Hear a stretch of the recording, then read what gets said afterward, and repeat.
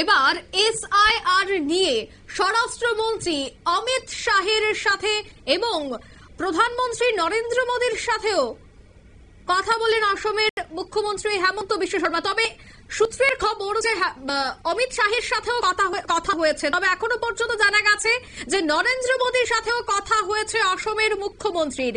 26-এর আগে বরাদ্দ বৃদ্ধি নিয়ে কেন্দ্রীয় অর্থমন্ত্রীর সঙ্গে সাক্ষাৎ করেছে হেমন্ত। অসমের একাধিক প্রকল্প নিয়েও প্রধানমন্ত্রীর সাথে আলোচনা। বিস্তারিত সে বিষয়ে জানবো। টেলিফোন লাইনে যুক্ত হয়ে গেছে প্রতিনিধি শেখ মনিরুল।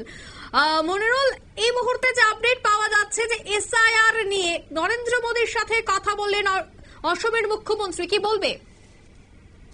দেখো, অসমেও তোমার হচ্ছে বাংলাদেশি রোহিঙ্গা এবং বাংলাদেশিদের উৎখাতের ব্যাপারে এই মুহূর্তে কিন্তু অসমের বিভিন্ন জায়গায় কিন্তু সেখানকার ভূমিপুত্ররা মিছিল করছে। যেভাবেই হোক বাংলাদেশিরা, অসমের মুখ্যমন্ত্রী হিমন্ত বিশ্ব শর্মা তিনি নিজেও জানিয়েছেন বহু ভূমি তারা বাংলাদেশিরা কিন্তু জোরপূর্বক এখানে এসে দখল করে নিয়েছে। এইসব জমিগুলোকে কিন্তু মুক্ত করতে হবে। সামনেই 2026 সাল, 2026 সালের আগে যাতে এসআইআর হয় সেটা কিন্তু চাইছেন অসমের মুখ্যমন্ত্রী হিমন্ত বিশ্ব শর্মা। আজকে সকালে অধিবেশন শুরুর আগেই প্রধানমন্ত্রী নরেন্দ্র মোদীর সঙ্গে সাক্ষাৎ করেন অসমের মুখ্যমন্ত্রী হিমন্ত বিশ্ব শর্মা। সেখানে এসআইআর নিয়ে দুজনের মধ্যে কথা হয় বলে বিজেপি সূত্রের খবর, অসম বিজেপি সূত্রের খবর। এছাড়াও অসমের মুখ্যমন্ত্রী আজকে বেশ কয়েকটি প্রকল্প নিয়ে কেন্দ্রীয় অর্থমন্ত্রী নির্মলা সীতারামনের সঙ্গে কথা বলেছেন। কারণ 2026 সালের আগে অসমে উন্নয়নে জোয়ার আসুক বা উন্নয়নের গতি পাক, বেশ কয়েকটি বড় কেন্দ্রীয় প্রকল্প ইতিমধ্যেই অসমে চলছে। সেই কেন্দ্রীয় প্রকল্পে রেল থেকে আরম্ভ করে ভূমি সংস্কার থেকে আরম্ভ করে বিভিন্ন প্রকল্পে যাতে আরো কেন্দ্রীয় প্রকল্পগুলি এবং রাজ্যের প্রকল্পে যদি দ্রুত বরাদ্দ হয় তার জন্যই কেন্দ্রীয় অর্থমন্ত্রী নির্মলা সীতারামনের সঙ্গে দেখা করে আর্জি জানিয়েছেন অসমের মুখ্যমন্ত্রী হিমন্ত বিশ্ব শর্মা। হিমন্ত বিশ্ব শর্মা চাইবেন যে 2026-এর আগে বরাকে যে সমস্ত প্রকল্পগুলি হাতে নিয়েছে, বরাকের সঙ্গে মূল ব্রহ্মপুত্র ভ্যালির সঙ্গে যোগাযোগকারী যে সড়ক আছে, যে সেতু আছে, কেমন সেতু, এই কাজগুলি দ্রুত উন্নয়নের জন্য তিনি আজকে কেন্দ্রীয় অর্থমন্ত্রী নির্মলা সীতারামনের কাছে কিন্তু আর্জি জানিয়েছেন বলে অসম বিজেপি সূত্রের খবর।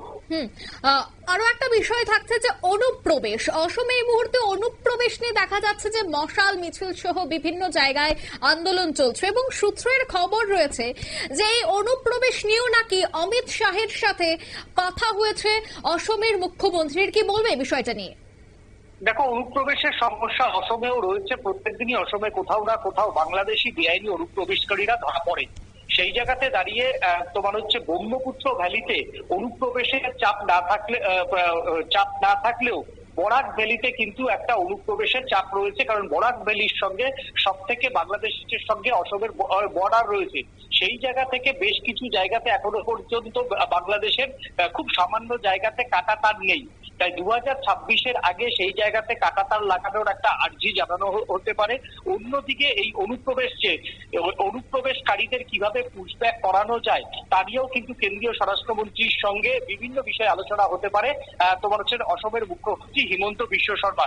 পাশাপাশি এসআইআর ইস্যুটা একটা মূল ফ্যাক্টর। অসমের মুখ্যমন্ত্রী চাইবেন 2026 সালের বিধানসভা নির্বাচনে সেখানকার পিইও দপ্তর যাতে এসআইআর এর যে নোটিফিকেশন, সেই নোটিফিকেশন জারি করে কারা অসমের ভূমিপুত্র আর কারা বাংলাদেশ বা রোহিঙ্গা বা মায়ানমার থেকে কারা কারা এসছেন তাদেরকে চিহ্নিতকরণ করে অসমের জাতীয়তাবাদী আন্দোলনে একটা হাওয়া তুলতে চাইবেন অসমের মুখ্যমন্ত্রী হিমন্ত বিশ্ব শর্মা। এটাই মূলত অমিত শাহর কাছে গিয়ে এই বিষয়গুলো নিয়েই তাদের আলোচনা হতে পারে। ধন্যবাদ। অর্থাৎ এসআইআর নিয়ে নরেন্দ্র মোদীর সঙ্গে কিন্তু কথা হয়েছে অসমের মুখ্যমন্ত্রী হেমন্ত বিশ্ব শর্মার। অন্যদিকে অধিবেশনের আগেই নয়া দিল্লিতে প্রধানমন্ত্রীর সাথে এই আলোচনা অত্যন্ত গুরুত্বপূর্ণ এবং তাৎপর্যপূর্ণ বলে মনে করা হচ্ছে। নিয়ে নিচ্ছে ছোট্ট একটি বিজ্ঞাপন, বিরতির সঙ্গে থাকুন।